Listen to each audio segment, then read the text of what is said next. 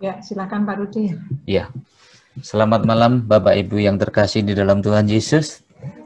Salam ketemu kembali pada malam hari ini. Selamat malam Romo Setia Gunawan yang selalu setia untuk menemani kita.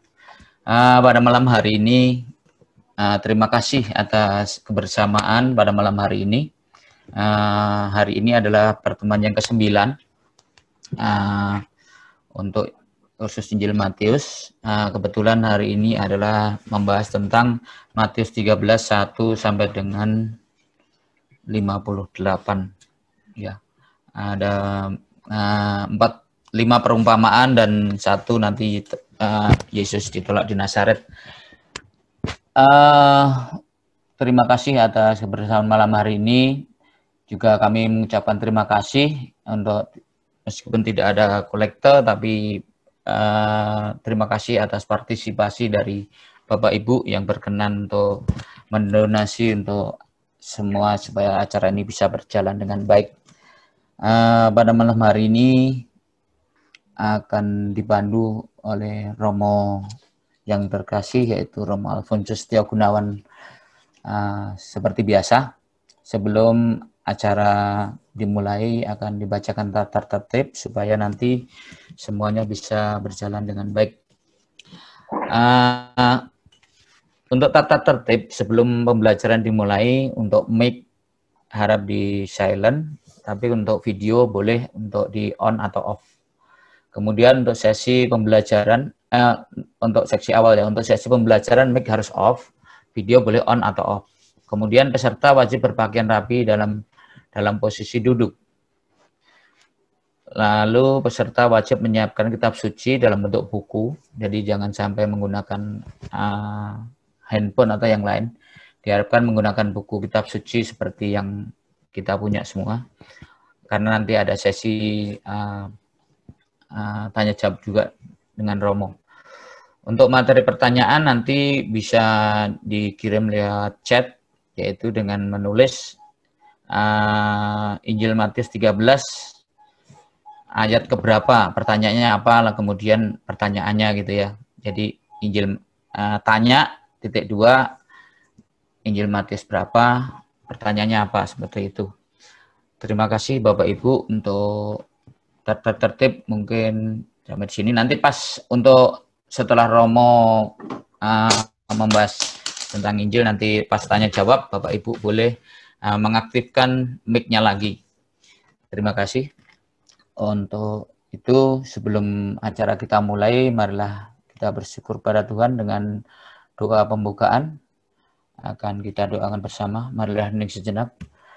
Dalam nama Bapa dan Putra dan Roh Kudus. Amin.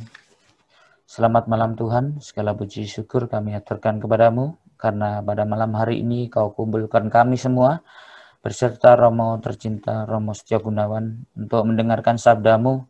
Semoga Tuhan menerangi kami dengan Roh Kudus-Mu, agar kami mampu memahami apa yang Kau hendaki bagi kami, dan kami dapat mewartakan dalam kehidupan kami sehari-hari.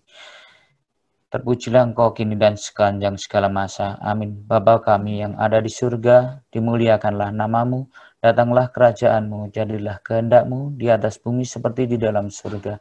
Berilah kami rezeki pada hari ini, dan ampunilah kesalahan kami, seperti kami pun mengampuni yang bersalah kepada kami, dan janganlah masukkan kami ke dalam pencobaan, tetapi bebaskanlah kami dari yang jahat. Amin. Dalam nama Bapa dan Putra dan Roh Kudus. Amin. Terima kasih. Monggo Romo, kami silakan. Selamat malam semuanya. Selamat malam Romo. Terasa kita sudah sampai pertemuan ke-9. Nanti masih ada 5 pertemuan lagi. Nah, pertemuan kelima ini kita sampai pada Matius bab 13. Sedikit review untuk yang kemarin-kemarin, bahwa di dalam seluruh Injil Matius, kita mempunyai khotbah atau wejangan Yesus, mulai dari khotbah pertama itu bab 5 sampai bab 7, itu menjadi sebuah pendasaran, di mana para murid untuk pertama kalinya mendengarkan wejangan Yesus yang sangat mendasar bagi orang Kristiani. Semoga kita semua juga dapat menerapkan ajaran yang tidak mudah itu sebagai pondasi bagi hidup Kristiani kita. Lalu khotbah Yesus yang kedua adalah perutusan. Setelah kita mantap menjadi murid Yesus dan mempunyai pondasi yang cukup kuat tentang ajaran Kristiani, kita diutus untuk mewartakan Injil. Dan ternyata saat mewartakan Injil akan menemui banyak tantangan, rintangan yang menghadang. Itulah yang terjadi. Penolakan-penolakan itu terwujud atau tergambar dalam peristiwa atau bab 11-12. Nah, sekarang kita sampai kepada khotbah Yesus yang ketiga, bab 13. Kita melihat wejangan Yesus bab 13 ini berupa sebuah perumpamaan. Dan kita lihat perumpamaan itu semuanya ada 7. Angka 7 kita sudah melihat dari bab 1, itu angka 7 sudah mewarnai Injil Matius. Dari bab 1, ayat 1 sampai 17, itu tentang silsilah Yesus yang memakai angka 7. Lalu bab 6, itu juga Bapa Kami, ada 7 bagian. Lalu sekarang ini bab 13 ada 7 perumpamaan. Nanti ada bab 18 juga angka 7 mulai. Berapa kali kamu harus mengampuni? 7 kali 7. Jadi angka 7 dalam perjanjian lama sudah memberikan satu tanda, memberikan satu arti dan makna yang terdalam bahwa di sana ada campur tangan Tuhan, angka yang sempurna.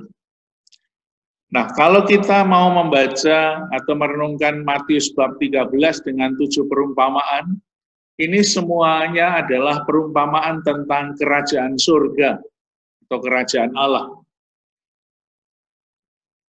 Ada 7 perumpamaan, 1 benih yang ditaburkan, 2 lalang di antara gandum, biji sesawi, ragi, harta yang terpendam, mutiara yang terpendam, dan pukat. Itu di sana dikatakan perumpamaan yang pertama seorang penabur, Tuhan mewahyukan dirinya, manusia menjawab dengan iman. Dari ke-7 perumpamaan ini, ada 6 dari perumpamaan kedua sampai ke-7 itu hanya ada dalam Injil Matius. Di dalam Injil yang lain tidak ada, kecuali perumpamaan yang pertama itu ada di dalam Injil Markus dan Injil Lukas. Tetapi perumpamaan yang kedua sampai ke-7 itu khas Matius, tidak ada dalam Injil yang lain. Lalu kita melihat setiap akhir khotbah selalu ada penutup yang sama. Begitu juga di dalam ini, bab 13, kita lihat bab 13 ayat 52. Kita lihat. Ya. 53. Ya. Bab 13 ayat 53 itu menjadi akhir dari wejangan Yesus atau khotbah Yesus.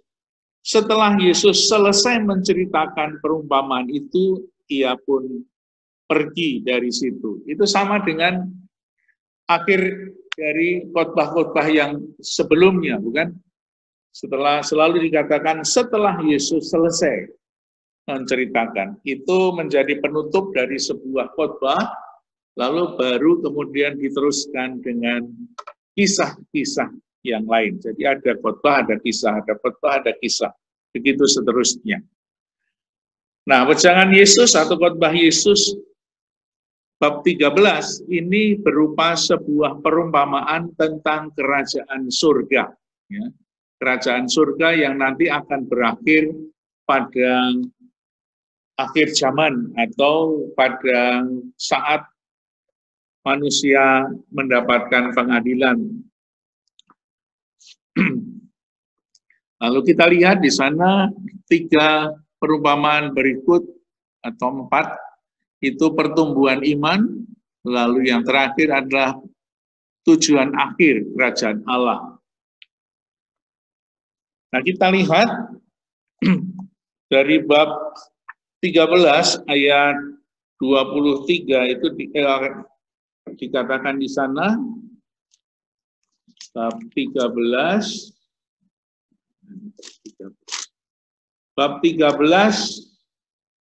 ayat 23, kemudian dilanjutkan ayat 24.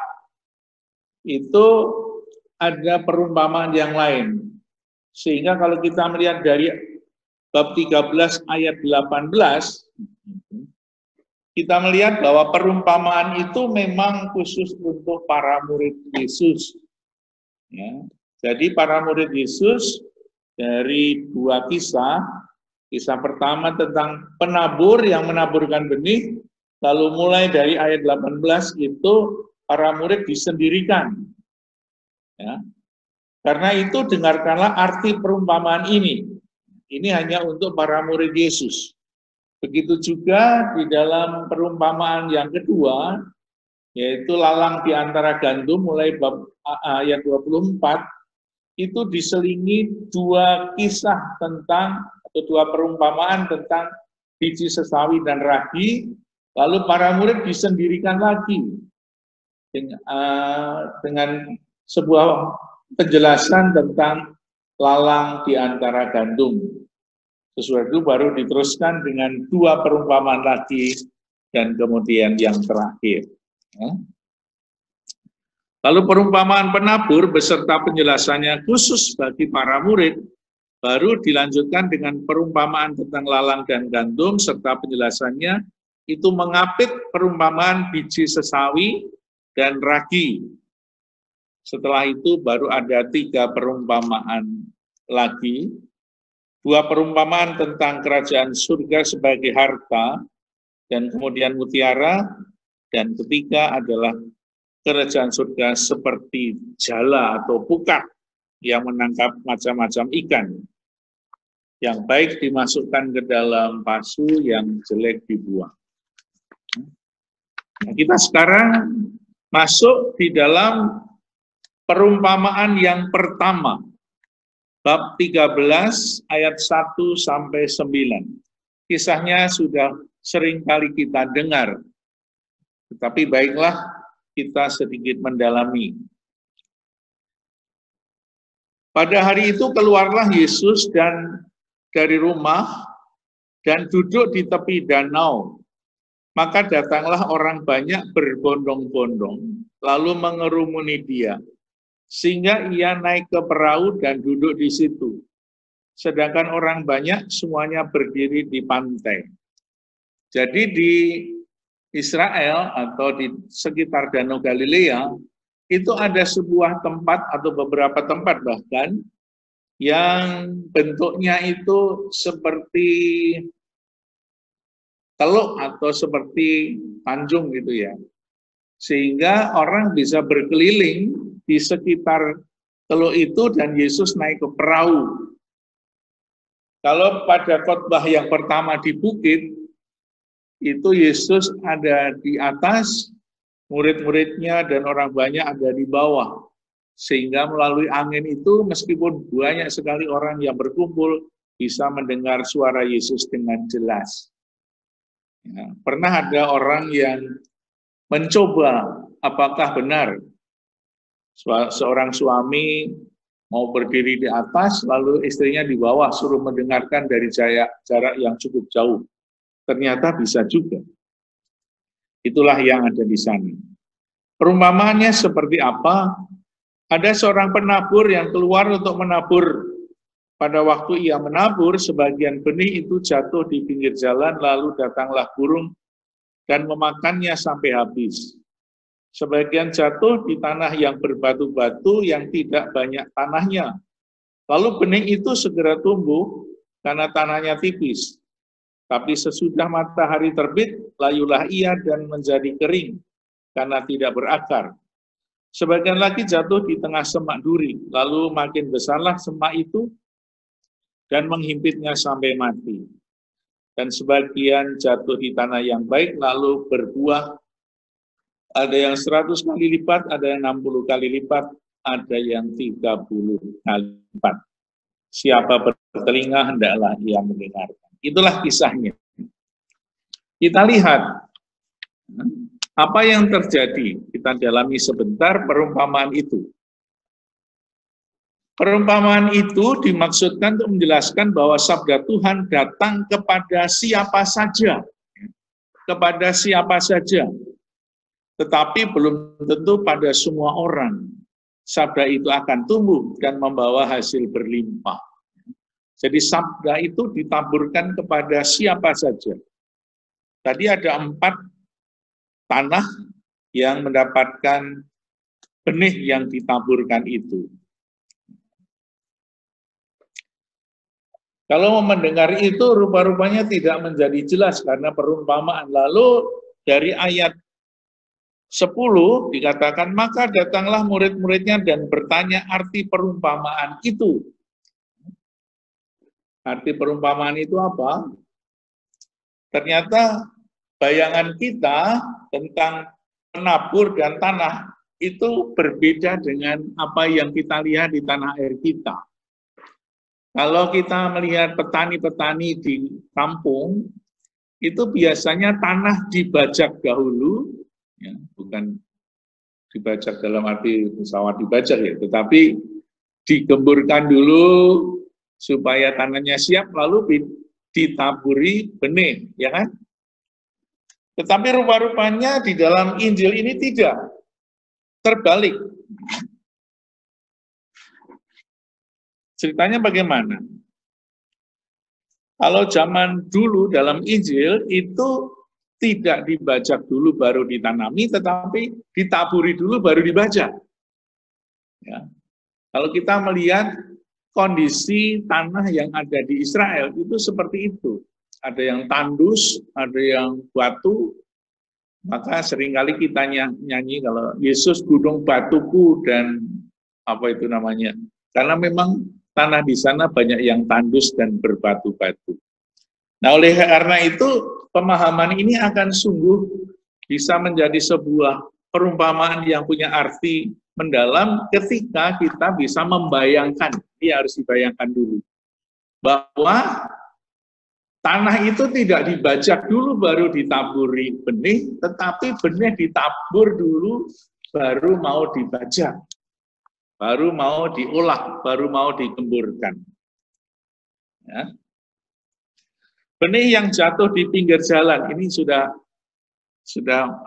mudeng ya. Benih ditabur dulu, baru diolah, baru dibajak. Coba kita bayangkan seperti itu. Ya. Nanti aplikasinya itu dalam pemahaman kita. Tuhan Yesus menaburkan benih sabda Tuhan kepada kita. Lalu baru kita refleksikan, baru kita olah. Itulah aplikasinya di situ. Bukan kita mengolah dulu tanah yang kita punya baru mendapatkan taburan, tetapi kita membuka hati, benih sabda Tuhan ditaburkan, baru kemudian kita refleksikan sehingga semakin menjadi dalam. Benih yang jatuh di pinggir jalan, nanti penaburnya akan menggemburkan tanah sesudah itu. Tapi apa yang terjadi sebelum tanah digarap, benih itu keburu dimakan burung. Ya, jadi benihnya hilang sebelum digemburkan. Tanah yang berbatu ditaburi tanah itu keras, berkapur dan gersam. Jadi lahan itu akan dibajak dan dicangkul, digemburkan sebisanya. Tapi tanah itu tidak baik untuk pertumbuhan biji. Tetapi kok tetap ditabur di situ, karena berharap akan ada peristiwa atau mukjizat yang luar biasa. Itu tekad dari penabur yang luar biasa. Yang ketiga, kehidupan seperti hidup di tengah duri. Akan terimpit, meskipun akan dibaca, dikeburkan, tapi tidak pernah berhasil. Lalu, keempat, tanah yang baik. Jadi semua tanah yang sudah baik dan akan tumbuh dan berbuah setelah tanah digemburkan. Ya. Jadi tanah yang baik sudah siap, ditaburi tanah, baru diolah tanahnya. Benih yang baik juga mengandung risiko sebetulnya. Risikonya apa? Ditaburi tanah bisa juga dimakan burung kan? Tetapi benih itu mungkin ditaburkan pada waktu tidak ada burungnya yang mengincar. Tanahnya segera digarap sehingga benihnya tertutup tanah dan mulai tumbuh dan burung-burung tidak sempat memakannya. Ya, mungkin ini bisa menjadi sebuah permenungan refleksi kita bahwa sabda Tuhan, firman Allah itu ditaburkan dulu, baru kemudian kita olah. Ya. Jadi kalau kita semua ada KKS di lingkungan atau khotbah di gereja, itu kan kita menerima sabda Tuhan dulu, lalu kita renungkan. Nah, itulah yang terjadi di dalam perumpamaan tentang penabur. Mungkin bayangan kita sekarang mulai berbeda dengan yang dulu-dulu. Dulu kita selalu melihat digarap dulu baru ditaburi tanah, ditaburi benih. Tapi ini ditaburi benih dulu baru digarap tanahnya. Lalu apa yang mau disimpulkan dari kisah ini? Yang mau ditekankan di sana adalah tanahnya, bukan penabur atau sang penaburnya. Tanah yang akan digarap dan sudah ditaburi itu. Perumpamaan ini diceritakan untuk menggugah kebijaksanaan batin kita. Ketika kita mendapatkan sabda Tuhan, kita terima, tanah kita seperti apa?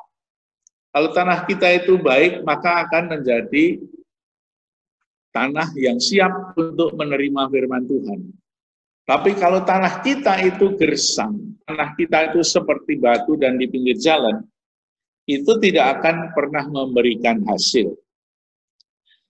Maka sebetulnya dari 4 jenis tanah ini bisa disingkat menjadi 2 dari jenis tanah. Yang satu, tanah yang memberikan hasil, dan tanah yang mandul, yang penyebabnya macam-macam. Kehilangan benih, dimakan burung, memang gersang, lalu ditumbuhi semak berduri. Tanah yang mandul itu siapa? Lalu tanah yang subur itu siapa? Kita melihat orang-orang yang tidak bersedia menerima Yesus dan pewartaannya adalah tanah yang mandul. Mereka, misalnya kita melihat dari teks-teks yang sebelumnya, teks bab 11-12, itu adalah banyak penolakan. Ketika Yesus berhadapan dengan orang-orang Farisi, berdebat soal hari Sabat, berdebat soal melanggar hari Sabat, menyembuhkan pada hari Sabat, itu ketika Yesus menaburkan benih, ketika Yesus bersabda, ketika Yesus mengatakan, mengajarkan kepada mereka, itu tanah mereka sudah tidak subur, karena penolakan, otomatis menolak, belum apa-apa sudah menolak. Itu adalah tanah yang gersang, ya, tanah yang mandul. Maka kita bisa melihat peristiwa-peristiwa sebelumnya. Tanah yang mandul adalah orang-orang Farisi, orang-orang Saduki yang tidak mau menerima Yesus. Padahal kalau kita ingat pertemuan yang kedua, kalau nggak salah, itu di dalam Injil Matius bab 3 ayat 8 sampai 10, Yohanes Pembaptis ketika sebelum membaptis orang-orang Saduki, orang Farisi, ya, kan yang datang di Sungai Yordan itu tidak hanya orang kebanyakan, tetapi datang juga orang Farisi dan orang Saduki yang minta dibaptis. Pada saat itu Yohanes sudah menghimbau kepada mereka, hasilkanlah buah yang sesuai dengan pertobatan. Janganlah mengira bahwa kamu dapat berkata dalam hatimu, Abraham adalah bapa kami. Karena aku berkata kepadamu, Allah dapat menjadikan anak-anak bagi Abraham dari batu-batu ini. Ya. Matius 3 ayat 8, ketika Yohanes membaptis orang-orang di situ dan orang Farisi serta Saduki datang juga minta dibaptis. Tetapi Yohanes menghimbau kepada mereka, hasilkanlah yang sesuai dengan pertobatan. Tetapi rupa-rupanya orang Farisi dan Saduki tidak bertobat. Maka kapak sudah tersedia pada akar pohon, dan setiap pohon yang tidak menghasilkan buah yang baik pasti ditebang dan dibuang ke dalam api. Inilah tanah yang mandul, ya. Tanah yang tidak bisa menghasilkan buah. Apa yang diwartakan oleh Yohanes pada waktu itu? Yang diwartakan Yohanes kan kedatangan Yesus. Ya. Dia mengatakan, sesudah aku akan datang yang lebih berkuasa daripadaku. Melepaskan tali kasutnya pun aku tidak layak. Namun meskipun Yohanes sudah mengatakan bahwa sesudah aku akan datang Yesus, tapi mereka itu tanah yang sudah disemai benih tetapi tidak bisa menikmati pertumbuhannya. Karena sudah kehilangan benih itu sendiri. Benih itu sendiri hilang karena dimakan burung, karena tidak tumbuh berkembang, bahkan tanahnya hanya ditumbuhi duri. Lalu tanah yang subur itu siapa? Ya. Kita melihat pertemuan minggu lalu dalam Matius 12 ayat 50, sebelum 13 di atasnya dikatakan di sana, ayat 50, ketika orang mengatakan, itu ibu dan saudara-saudaramu datang. Lalu dikatakan di sana, sebab siapapun yang melakukan kehendak Bapa di surga, dialah saudaraku laki-laki, dialah saudaraku perempuan, dialah ibuku. Itulah tanah yang subur. Ya. Jadi satu ayat sebelum bab 13 dikatakan di sana, siapapun, ya, tanah subur adalah siapapun yang melakukan kehendak Bapakku di surga. Melakukan, mendengarkan dan melakukan, itu adalah tanah yang subur. Itulah saudaraku laki-laki, saudaraku perempuan, dan itulah ibuku. Sehingga tanah yang subur itu mengatasi relasi biologis. Mereka yang menjalankan kehendak Bapaknya menjadi tanah yang memberi hasil.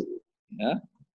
Menjalankan kehendak, menuruti, mendengarkan, menerima yang disampaikan olehnya kepada manusia, yaitu Tuhan Yesus sendiri. Maka tanah yang subur adalah tanah yang menerima Yesus yang akan datang sesudah Yohanes. Tapi apa yang terjadi? Murid orang-orang Farisi menolaknya. Karena itu mereka jadi tanah yang mandul. Ya. Sepanjang hidupnya tidak bisa merubah dari tanah yang mandul menjadi tanah yang subur sampai pada saat terakhir Yesus wafat di kayu salib, dibunuh oleh orang-orang itu. Tetapi para muridnya menerima dan mereka menjadi tanah yang subur bagi benih sabda Tuhan. Itulah artinya tanah subur dan tanah mandul. Kita lihat ayat 9, 13 ayat 9. Kisah itu diakhiri dengan kata, siapa bertelinga, hendalah ia mendengar. Perumpamaan itu diakhiri dengan ayat 9 seperti itu. Telinga itu adalah jalan untuk memperoleh pengertian dan kebijaksanaan. Ya. Kalau kita tidak punya telinga, ya tidak bisa mendengar apa-apa, tidak bisa menjadi manusia bijaksana. Mendengar berarti mengerti dan bertindak sesuai dengan kesadaran ini.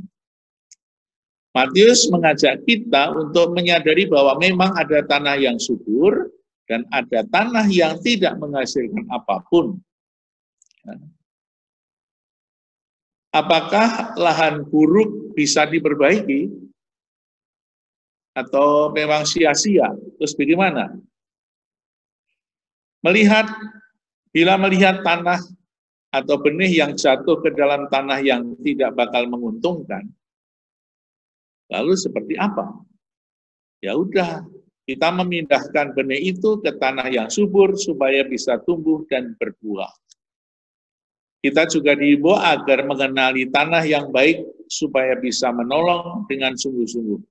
Itulah warta perumpamaan tadi. Ya. Kita diajak untuk mengenali tanah-tanah yang baik, tanah-tanah yang subur seperti apa. Supaya benih itu bisa menghasilkan buah. Jadi siapa yang bertelinga, hendaklah ia mendengarkan. Itulah perumpamaan tentang benih yang ditaburkan di tanah yang bermacam-macam, ada yang mandul, ada yang subur. Nah, menjadi refleksi bagi kita semua, kita ini termasuk tanah yang subur atau tanah yang mandul. Ya. Itu renungan kita semua. Kalau kita sungguh dapat membuka diri bagi benih sabda Tuhan, maka semuanya akan menjadi indah, akan menghasilkan buah. Menghasilkan buah ada yang 30, 60, 100 kali lipat, itu seperti apa? Nah, kalau kita pinjam sedikit cerita yang sama dari Injil Lukas, coba kita buka Lukas 8. Lukas 8, ya, itu ayat 4, itu ceritanya sama ya. Perumpamaan tentang seorang penabur. Saya hanya mau mengajak untuk membaca penjelasannya bab 8 Lukas, bab 8 ayat 15. Untuk sedikit memberikan penjelasan tentang tanah yang subur itu seperti apa. Penjelasannya adalah Lukas 8 ayat 15. Lukas 8 ayat 15. Yang jatuh di tanah yang baik itu ialah orang yang setelah mendengar firman itu menyimpannya dalam hati yang baik dan mengeluarkan buah dalam ketekunan. Inilah arti kata lain dari 30 kali lipat, 60 kali lipat, dan 100 kali lipat. Lukas tidak menyebut di situ 60 kali lipat, 100 lipat, 50 lipat, 30 lipat, tetapi itu diungkapkan dengan sebuah kata lain. Kalau kita semua menjadi tanah yang subur menghasilkan buah-buah yang baik itu seperti apa? Seperti ayat 15 tadi, Lukas 8 ayat 15. Orang yang setelah mendengar firman itu menyimpannya dalam hati yang baik dan mengeluarkan buah dalam ketekunan. Kalau kita membaca ini, menyimpannya dalam hati yang baik, itu kita ingat siapa? Kita ingat Bunda Maria. Bunda Maria ketika mengantar Yesus ke Kenisa, lalu Yesus pada umur 12 tahun itu hilang di Kenisa, lalu Bunda Maria mengatakan, kenapa kok kamu menyusahkan bapak ibumu? Lalu Yesus menjawab, kenapa bapak ibu nyari saya? Aku kan harus tinggal di rumah bapakku. Bunda Maria diam saja, tetapi menyimpannya dalam hati yang baik. Jadi buah yang baik, yang berlipat ganda itu adalah menyimpan benih sabda Tuhan dalam hati, menyimpannya dan merenungkannya. Itu yang terjadi.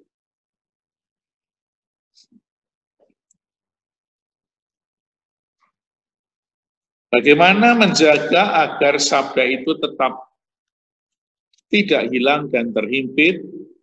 Itu mencari tanah yang subur.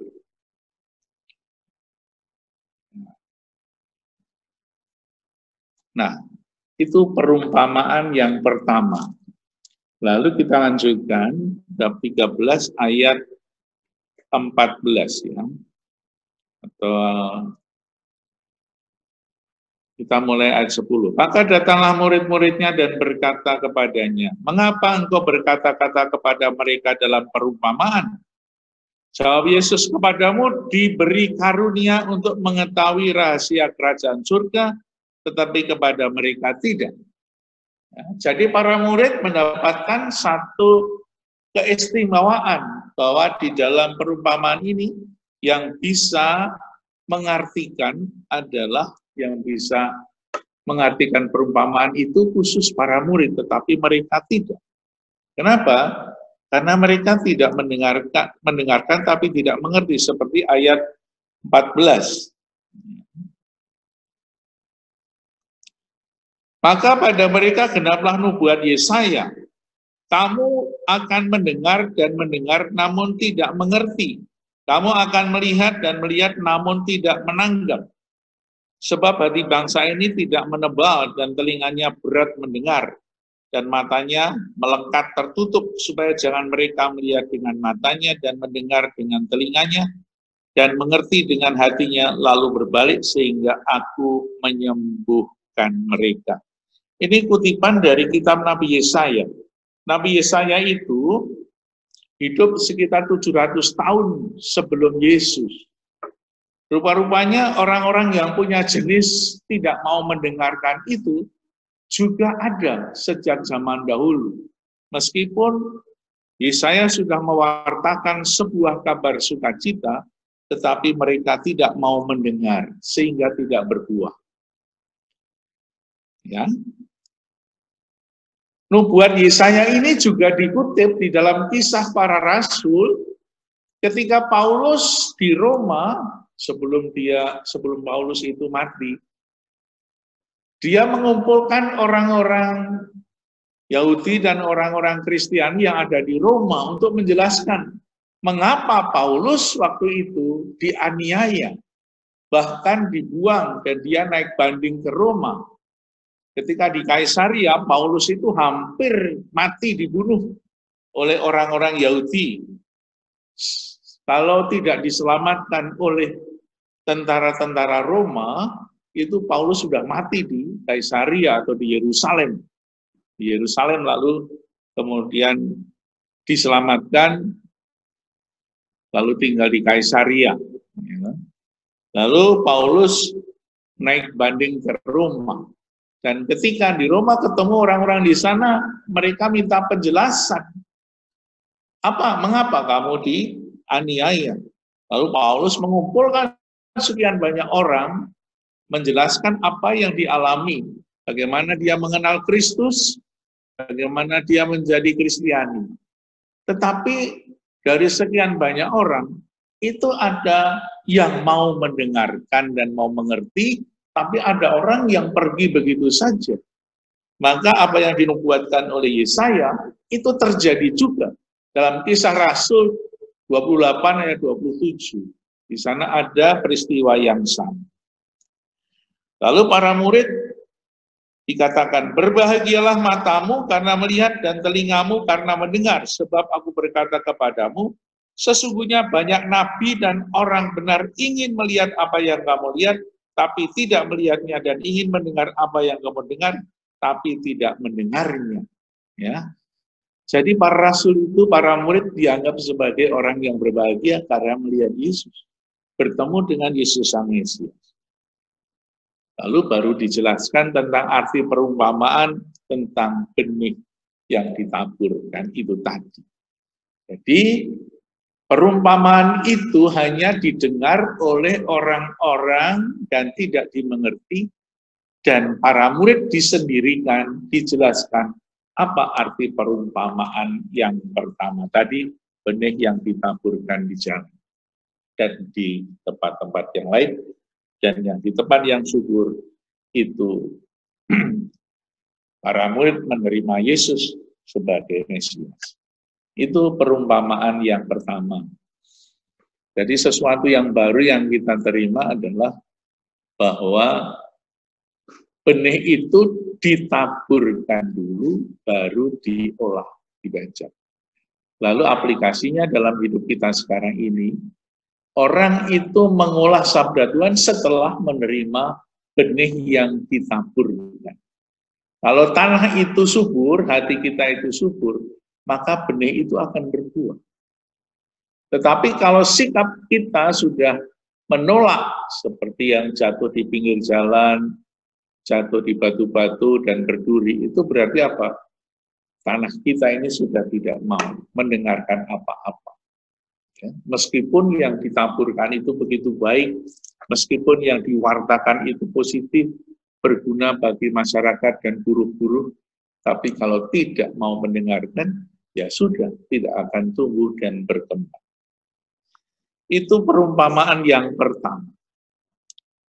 Perumpamaan yang kedua adalah lalang di antara gandum. Kita bisa melihat juga di dalam pertanian itu selalu ada gandum atau padi seperti itu, dan selalu ada rumput yang disebut lalang. Maka yang punya tanah itu memang rada aneh juga ya. Oh, ada rumputnya kok nggak boleh dicabut, katanya nanti tercabut.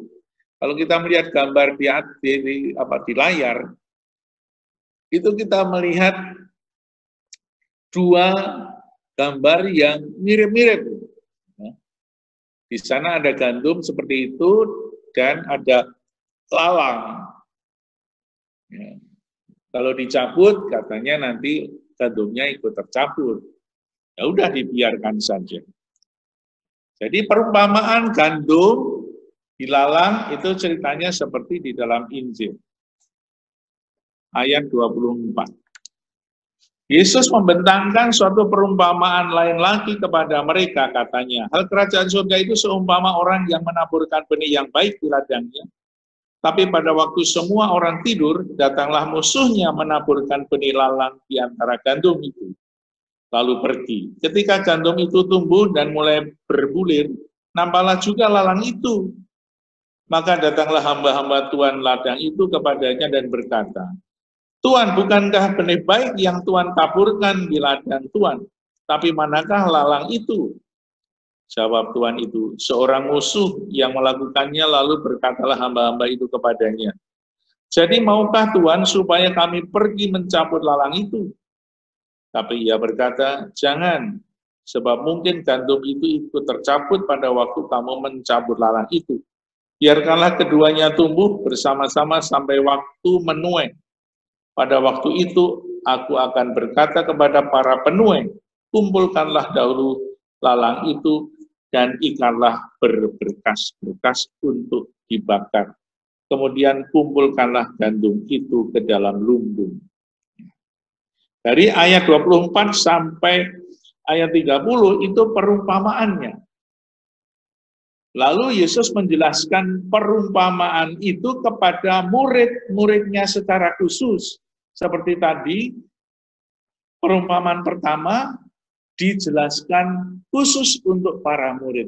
Perumpamaan yang kedua juga dijelaskan untuk para murid, tetapi diselingi dulu tentang dua perumpamaan biji dan ragi.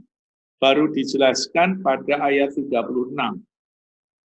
Setelah diselingi dua kisah atau dua perumpamaan sesawi dan ragi. Kita langsung penjelasannya dulu. Ayat 36. Maka Yesus pun meninggalkan orang banyak itu lalu pulang. Murid-muridnya datang dan berkata kepadanya. Jadi sekarang pertemuan khusus Yesus dengan murid-muridnya, dengan 12 rasul. Jelaskanlah kepada kami perumpamaan tentang lalang di ladang itu. Ia menjawab, katanya, orang yang menaburkan benih baik ialah anak manusia, ladang ialah dunia, benih yang baik itu adalah anak-anak kerajaan, dan lalang itu anak-anak si jahat.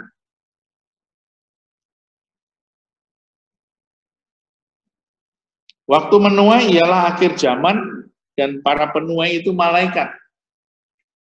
Maka seperti lalang itu dikumpulkan dan dibakar dalam api, demikian juga pada akhir zaman, anak manusia akan menyuruh malaikat-malaikatnya dan mereka akan mengumpulkan segala sesuatu yang menyesatkan dari dalam kerajaan. Semuanya akan dicampakkan ke dalam dapur api di sanalah akan terdapat ratapan dan kertakan gigi. Pada waktu itulah orang-orang benar akan bercahaya seperti matahari dalam kerajaan Bapa mereka. Siapa bertelinga, hendaklah ia mendengarkan. Itulah penjelasan dari kisah lalang di antara gandum.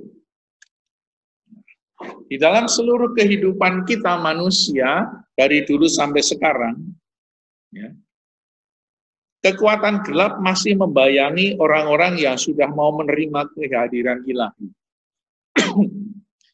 Kita merasakan itu sendiri meskipun kita semua sudah menerima Yesus sebagai Mesias Tuhan kita, tapi kita tidak pernah luput dari bayang-bayang kegelapan, bayang-bayang tentang kuasa kegelapan dan si jahat.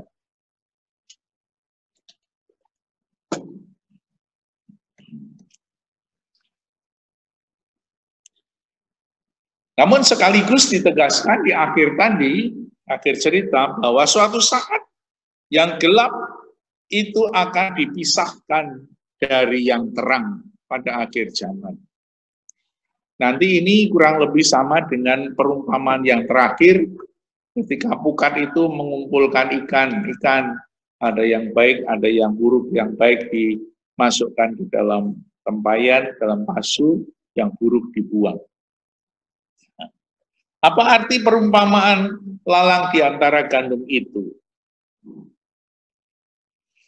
Pemilik ladang yang menaburkan benih itu, ketika dilapori oleh penggarap-penggarapnya itu, reaksinya tidak kaget, reaksinya tidak berlebihan, tidak bingung, tetapi tetap tenang saja ya. Dan dia memberitahu bahwa si jahat yang menaburkan lalang itulah si jahat yang menaburkan lalang. Kadang-kadang kita juga mengalami yang sama ya. Apa yang dikatakan, apa yang kita rasakan. Kita ini dari kecil dididik oleh orang tua, diajar baik-baik. Tapi kok tiba-tiba tumbuh kejahatan dalam diri kita. Lalu dilaporkan, apakah boleh lalang itu kita cabut saja? Jawabannya aneh juga ya, tidak seperti yang kita lihat di dalam pertanian. Ya. Ini tuannya kok aneh-aneh segala ya, tidak seperti normal. Artinya apa? Biar saja, nanti kalau dicabut lalangnya, gandumnya ikut tercabut. Ya, mereka merasa juga bahwa kuasa kegelapan, kuasa jahat itu selalu mengancam, selalu mengganggu saja. Tetapi Tuhan itu tenang-tenang, biar saja, biar tumbuh bersama. Artinya apa? Kita diajak untuk mengenali lalang juga, melihat gerak-geriknya, melihat kualitasnya seperti apa. Dalam kenyataannya memang kita tidak bisa lepas. Kita berhidup dalam kebersamaan seperti sekarang ini ya. Kita hidup bersama dengan COVID-19. Corona bahkan dalam doa novena, dalam doa rosario, itu ada yang disebut Santa Corona. Pelindung pandemi ya. Artinya apa? Kita sekarang ini seperti gandum hidup bersama dengan lalang. Kita hidup biasa, tapi lalangnya lebih tidak kelihatan. Tapi ada kenyataannya bahwa orang bisa mati. Maka kebijaksanaan pemerintah mengajak kita bukan untuk menghilangkan corona, tetapi kita belajar hidup bersama-sama, tetapi dengan waspada. Melihat gerak-gerik supaya apa? Supaya si jahat itu tidak perkasa lagi. Jadi biar aja tumbuh hidup bersama-sama. Karena apa? Karena kita semua juga tidak mampu untuk menghilangkan kekuatan kejahatan dari diri kita sendiri. Nggak ada kemampuan. Ya. Ya, kita sudah diajar sebaik-baiknya, tetapi kok ya seringkali ada kejahatan yang tumbuh dalam batin kita semua. Itu asalnya dari iblis, katanya. Iblis menabur benih. Iblis menyemai juga benih-benih keiblisannya. Kita ingat pada waktu pertemuan yang kedua, Yesus juga digoda oleh setan. Yesus hidup bersama-sama dengan setan, bahkan dibawa ke padang gurun, dibawa ke puncak bait Allah. Dan Yesus bisa mengalahkan mereka. Yesus atau setannya itu tidak ada hasilnya 3-0. Dan saat ini Yesus mengajar kepada kita semua cara-cara yang dipakai oleh iblis untuk mengeruhkan keadaan dan suasana. Para murid dapat belajar menjadi semakin mampu untuk membedakan mana yang baik dan mana yang buruk. Itu saja. Ya, karena kita tidak mampu untuk membasmi yang jahat. Lalu apa yang mau dikatakan dalam Injil? Tadi dikatakan, biarlah lalang dan gandum tumbuh bersama-sama sampai panenan, sampai akhir zaman. Lalu menyuruh para penuai itu beda dengan yang menggarap. Tadi yang menggarap kan mengusulkan supaya lalang itu dicabut. Tetapi pada saatnya itu yang memisahkan lalang dari gandum itu bukan penggarap manusia, ya. Penggarap itu manusia, tetapi ada yang menuai. Siapa yang menuai? Nanti akan kita lihat dalam akhirnya.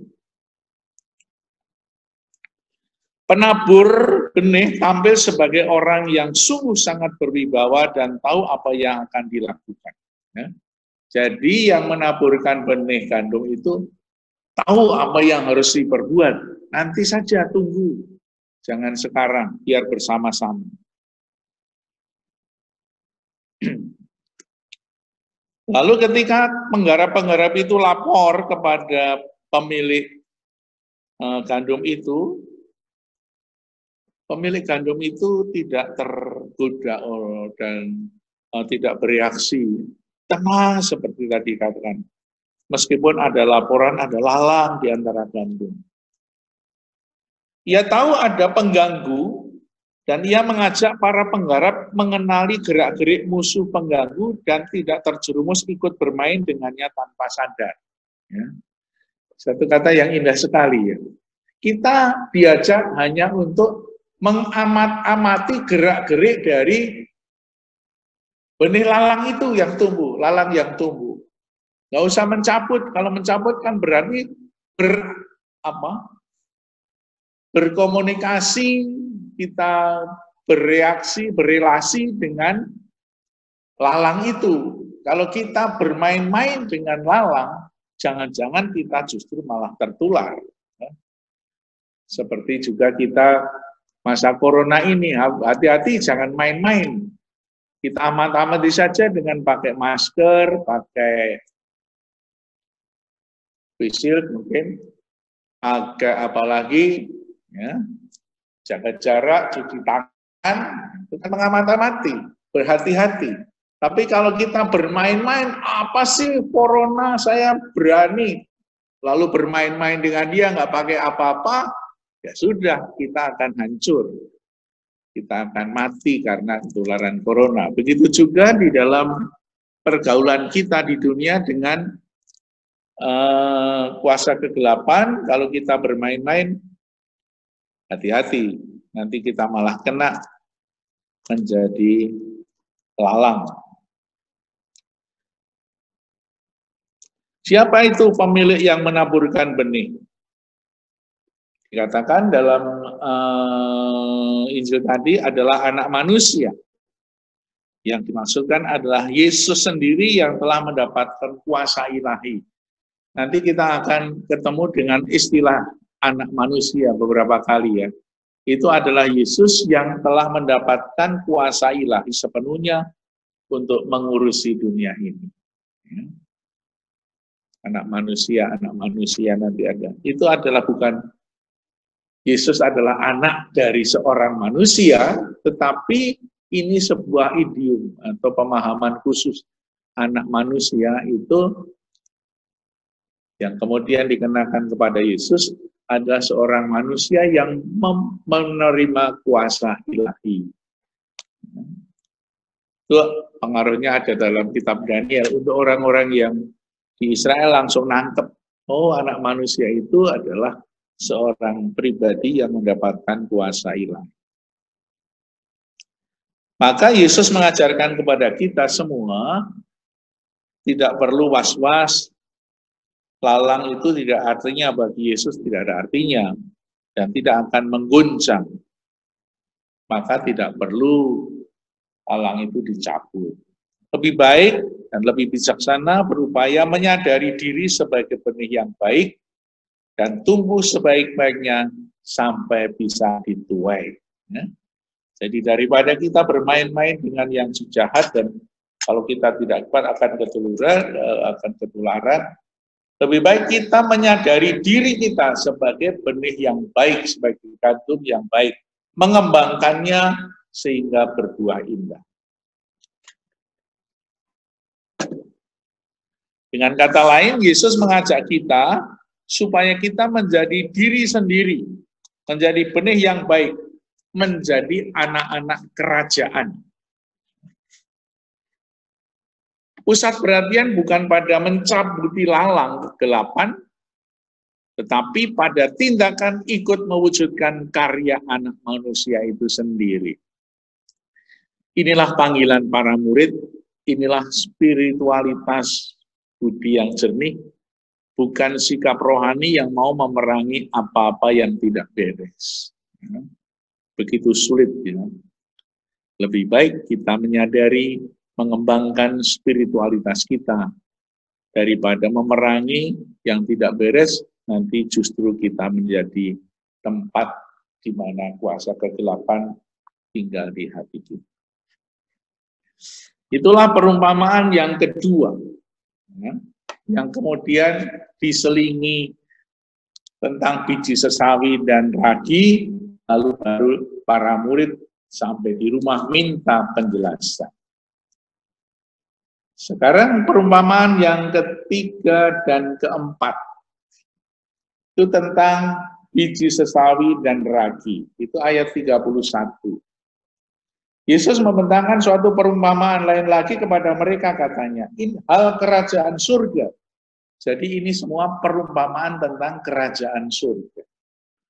Seumpama biji sesawi yang diambil dan ditaburkan orang di ladangnya, memang biji itu yang paling kecil dan dari segala jenis benih, tapi apabila sudah tumbuh, sesawi itu lebih besar daripada sayuran yang lain, bahkan menjadi pohon, sehingga burung-burung di udara datang bersarang pada cabang-cabangnya.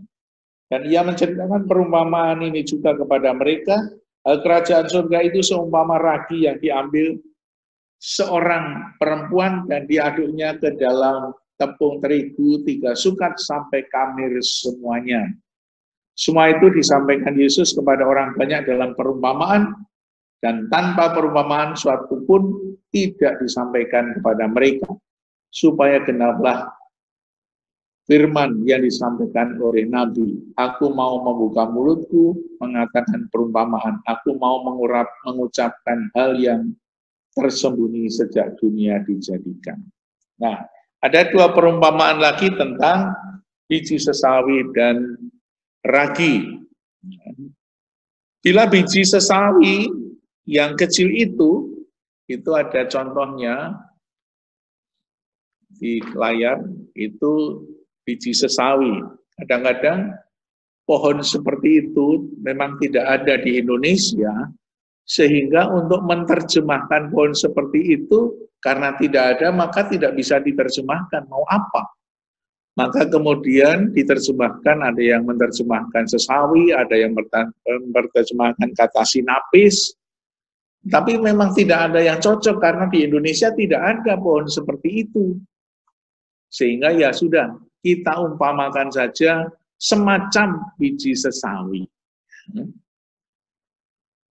Apa yang terjadi? Di sana tumbuh menjadi besar, menjadi pohon yang bisa menaungi burung-burung, apalagi benih kerajaan surga pasti lebih daripada biji sesawi.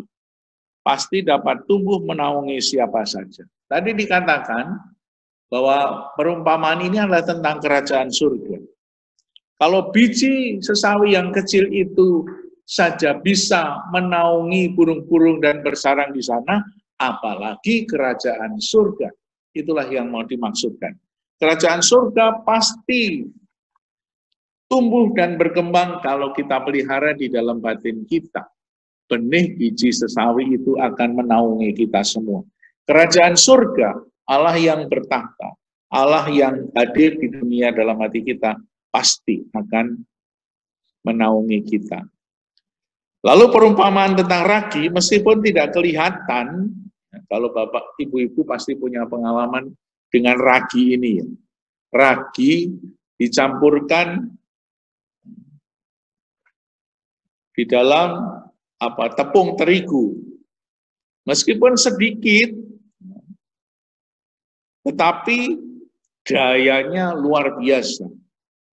Daya ragi itu segera memarasuki kemana saja, bahkan dapat membuat berapa liter tepung itu berkembang menjadi luar biasa. Para ibu pasti punya pengalaman semacam itu. Satu sukat itu berapa? Ada macam-macam pendapat di Google atau di Ibrani sana mungkin ukurannya agak berbeda-beda. Nah, misalnya satu sukat itu ada yang bilang 7 liter, ada yang bilang 2 liter. Tetapi artinya bahwa ragi itu pasti memberikan pengaruh dan merasuk secara rata. Dan membuat apa? Membuat mampu mengembangkan tepung terigu itu. Tepung terigu yang dicampuri dengan ragi itu akan menjadi besar dan berkembang. Maka kerajaan surga juga akan mengembangkan siapa saja yang bersentuhan dengan kerajaan Allah sekalipun tidak kelihatan. Itu yang disebut dengan ragi. Ya. Mungkin kalau kita ingat Matius 5 ayat 13 sampai 19, kamu adalah garam dunia. Garam itu sedikit tapi bisa mempengaruhi seluruh makanan yang ada di dalamnya. Atau meskipun sedikit bisa mengawetkan ikan-ikan yang disimpan.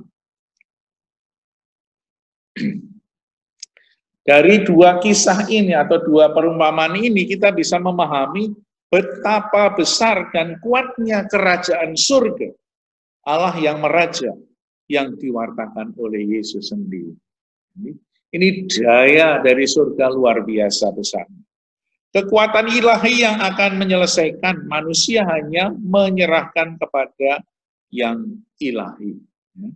Jadi manusia nggak punya kekuatan, tetapi ini kekuatan ilahi yang kecil yang bisa membesarkan, menaungi burung-burung yang di atas, di dalam pohon itu.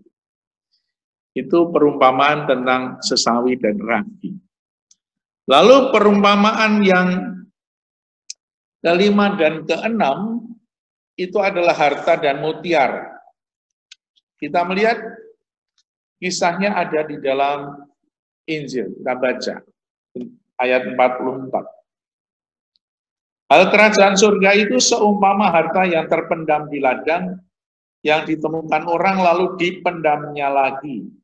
Oleh sebab sukacitanya pergilah ia menjual seluruh miliknya lalu membeli ladang itu. Ini perumpamaan tentang harta terpendam. Siapakah orang itu yang menemukan harta terpendam di ladang? Ini pasti bukan pemilik ladang. Mungkin orang yang menggarap ladang itu tiba-tiba menemukan, bukan orang kaya, tapi orang yang sebagai pekerja di ladang itu pedamnya lagi. Lalu ia menjual seluruh yang dia punya untuk mendapatkan harta itu. Mungkin orang itu hanya buruh di ladang itu. Lalu yang kedua, demikian pula hal kerajaan surga, seumpama seorang pedagang yang mencari mutiara yang indah. Setelah ditemukan mutiara yang sangat berharga itu, ia pun pergi menjual seluruh miliknya, lalu membeli mutiara itu. Pasti ini sudah orang kaya ya, saudagar kaya itu, pedagang kaya.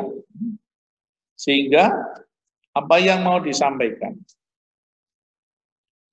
Orang kaya, saudagar itu atau pedagang itu, dan orang miskin, buruh tani atau buruh apapun, keduanya itu menjual semua yang dia punya agar dapat membeli barang yang diinginkannya. Baik orang kaya seperti saudagar maupun orang yang hanya buruh itu, keduanya menjual seluruh yang ada pada mereka agar dapat membeli barang yang diinginkannya. Bila harta di ladang dan mutiara indah dapat membuat orang sedia mempertaruhkan semua yang mereka miliki, apalagi kerajaan surga. Wajar bila orang merelakan apa saja yang dipegangnya hingga kini, agar bisa masuk dalam kerajaan Allah.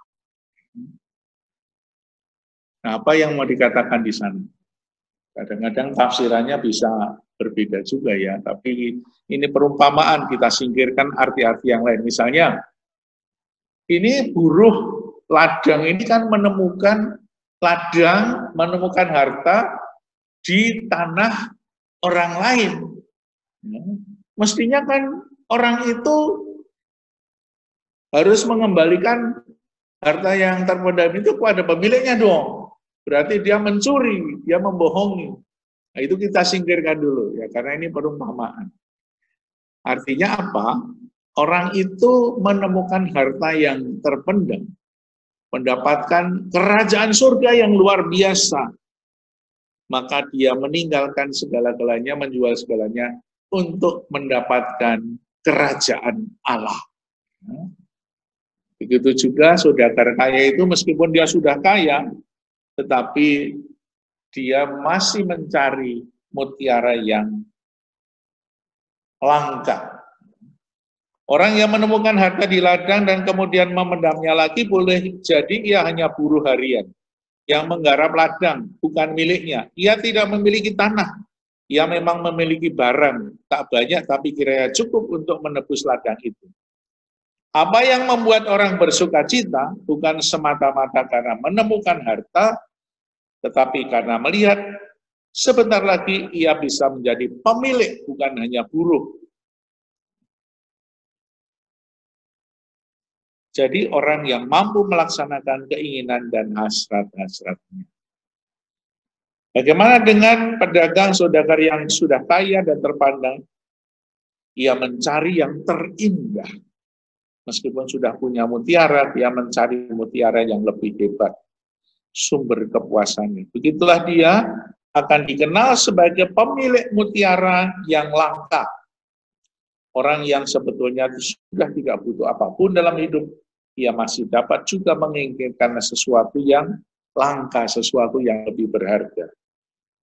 Begitulah saudara-saudara perumpamaan ini, begitu daya tarik kerajaan Allah itu luar biasa digambarkan dalam perumpamaan. Jadi harta yang terpendam dan mutiara itu menjadi simbol kerajaan Allah yang sangat menarik, meskipun semua orang sudah punya segala-galanya, tapi kerajaan Allah tidak ada tandingannya. Maka orang itu ingin mencari dan memilikinya, meskipun tidak mudah. Yang tampil adalah diri orang-orang yang sungguh-sungguh mencari dan mendapatkan sesuatu yang lebih dari yang sebelumnya. Itu perumpamaan tentang harta, dan mutiara. Lalu yang terakhir adalah yang ketujuh tentang pukat, yang sedikit banyak ada hubungannya dengan lalang dan gantung tadi.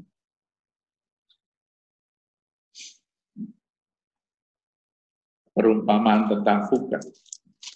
Itu ayat 47. Dan seterusnya. Demikian pula hal kerajaan surga itu seumpama pukat yang dilabuhkan di laut, lalu mengumpulkan berbagai jenis ikan. Setelah penuh, pukat itu pun diseret orang ke pantai, lalu duduklah mereka dan mengumpulkan ikan yang baik ke dalam pasu dan ikan yang tidak baik mereka buang. Demikianlah juga pada akhir zaman, malaikat-malaikat akan datang memisahkan orang jahat dari orang benar, lalu mencampakkan orang jahat ke dalam dapur api. Di sanalah akan terdapat ratapan dan kertak gigi. Serem. Ya. Nah, itulah yang baik pada mulanya ada bersama-sama yang tidak baik. Ya. Ikan yang baik dan yang tidak baik itu dikumpulkan dulu bersama seperti lalang dan gandum. Jadi satu. Ya. Lalu baru dipisahkan pada akhir zaman. Ada orang yang mengatakan jenis ikan itu begitu banyak. Ada yang baik, ada yang bilang 24 jenis. Lalu apa yang terjadi? Yang memisahkan adalah malaikat-malaikat. Tadi dalam lalang adalah penueng, bukan penggarap. Maka yang mengerjakan itu adalah kekuatan dari atas dan manusia diam saja.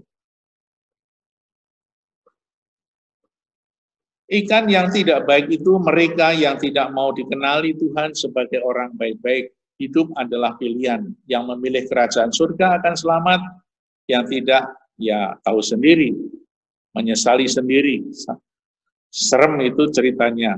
Gambarannya, meratap dan kertak gigi. Kadang-kadang ada orang yang kalau tidur itu giginya berketak kerak. Itu seperti iblis yang masuk di sana, krok, ada suara tapi nggak ada rupa. Maka kerajaan surga itu dapat dimasuki oleh orang yang meluangkan diri bagi yang ilahi. Menjadi orang baik yang dikenali sebagai orang baik. Perumpamaan ini memuat ajaran kebatinan yang amat dalam, tapi juga yang tetap berpijak pada bumi. Baik buruk ditampilkan dalam kaitan kesediaan manusia membiarkan diri didiami yang ilahi sendiri.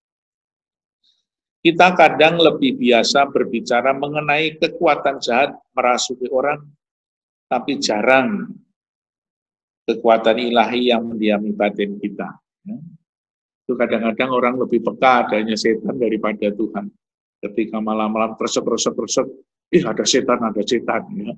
Kita tidak mengatakan ada kresek, itu Tuhan. Kita lebih mudah diresapi setan daripada yang ilahi. Kita mau mencoba untuk membuka diri pada yang ilahi. Maka penutupnya adalah ayat 52, dikatakan di sana, mengertikah kamu semuanya itu? Mereka menjawab, kami mengerti. Maka berkatalah Yesus kepada mereka, karena itu setiap ahli Taurat yang menerima pelajaran dari hal kerajaan surga itu seumpama tuan rumah yang mengeluarkan harta yang baru dan yang lama dari perbendaharaan. Apa artinya itu? Itu sebetulnya adalah Matius sendiri. Setiap ahli Taurat, Matius adalah ahli Taurat. Nah, inilah isi Injil Matius. Injil Matius isinya adalah perjanjian lama dan perjanjian baru. Ketika kita bicara perjanjian baru, referensinya banyak dari perjanjian lama. Maka Matius menulis Injilnya itu, kedatangan Yesus adalah datang karena ada nubuat perjanjian lama. Dan macam-macam, tadi ada kutipan Yesaya segala. Maka disitulah ada perjanjian lama dan perjanjian baru. Sebetulnya ini adalah akhir dari wejangan Yesus yang kemudian ditandatangani oleh Matius. Ya. Maka perumpamaan ini adalah seperti Matius yang sebelum mengenal Yesus sudah mempunyai segudang pengetahuan tentang perjanjian lama. Dan dia dengan bekal perjanjian lama, dia belajar dari Yesus tentang kedatangan anak manusia. Sehingga perumpamaan ini adalah sebuah perumpamaan tentang perjanjian lama dan perjanjian baru. Seperti ahli Taurat yang mengeluarkan perbendaharanya.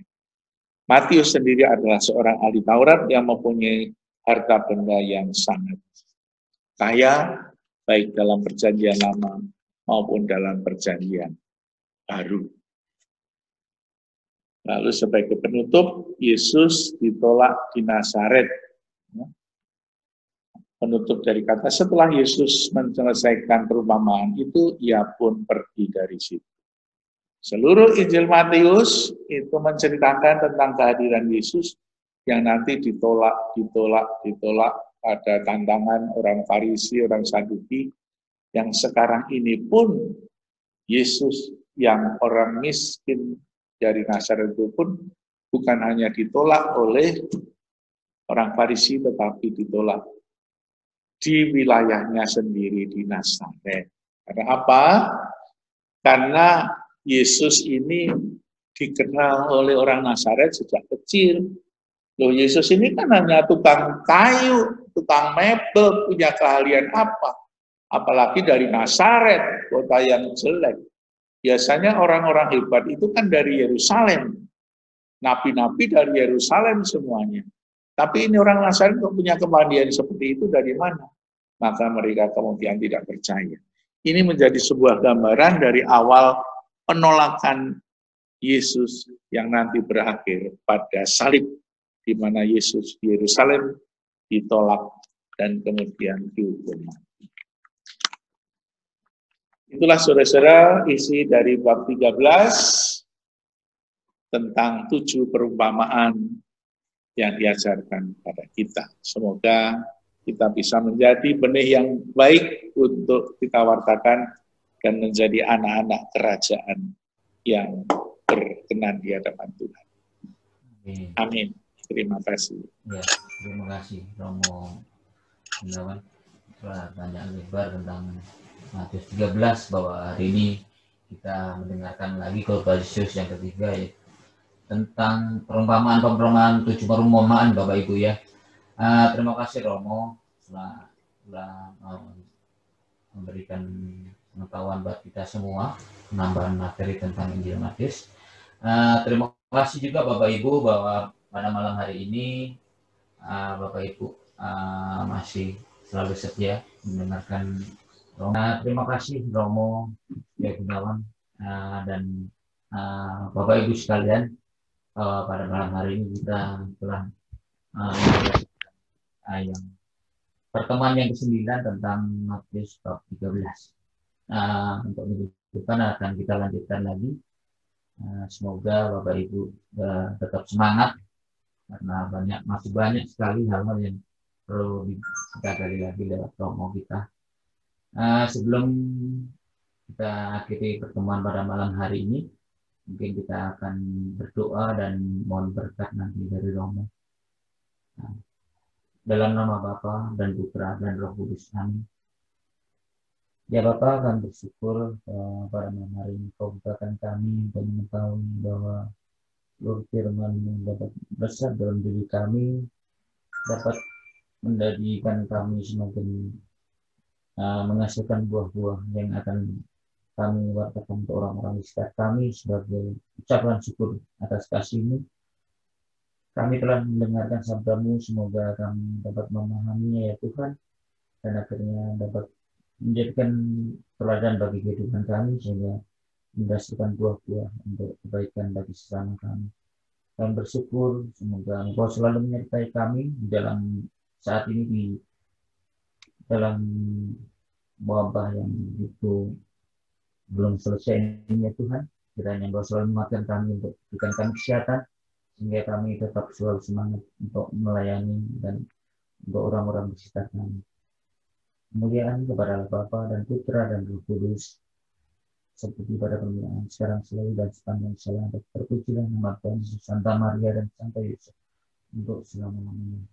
Mohon berkat Romo Tuhan sertamu, dan sertamu juga. semoga kita semua diberkati oleh Allah yang Maha Kuasa, Bapa dan Putra dan Roh Kudus. Amin. Terima kasih. Berkati. Terima kasih Bapak Ibu. Terima kasih Romo. Terima kasih Romo. Terima kasih panitia. Terima kasih Romo. Terima kasih semuanya. Terima kasih. Terima kasih Romo. Terima kasih Romo. Terima kasih Romo. Terima kasih Romo. Semua bye. Panitia. Tolong jangan lihat dulu ya, akan difoto dulu. No. Iya. Wow. Sudah fotonya. Sudah ya. Apa hilang separuh, Pak? Lupa saja tadi. Pak Bran nggak ingetin saya.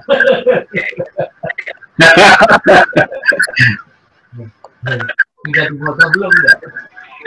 Tadi ada surat.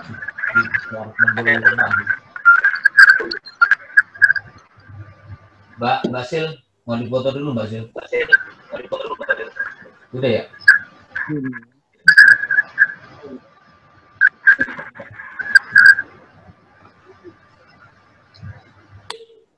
Mohon maaf ini hari ini lupa saya fotonya.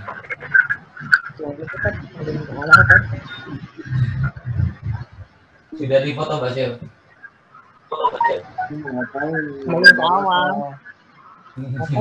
Pak Lintaka? Apa? Sudah pada live ya sebagai separuh dari ini. Pak Lintaka? Sampai ketemu. Nggak usah foto, udah pada kabur ya? Pak. Iya. Nggak usah, udah. Terima kasih. Minggu depan ketemu lagi kok. Oke, Tapi panitia mohon jangan live dulu ya, seperti biasa. Karena jangan live dulu. Bu Yana nggak boleh live ya? Belum. Pamit dulu ya. Iya, makasih Bu Yuli. Iya, Ayo, Oh ya. Ya, pamit ya panitia. Ya.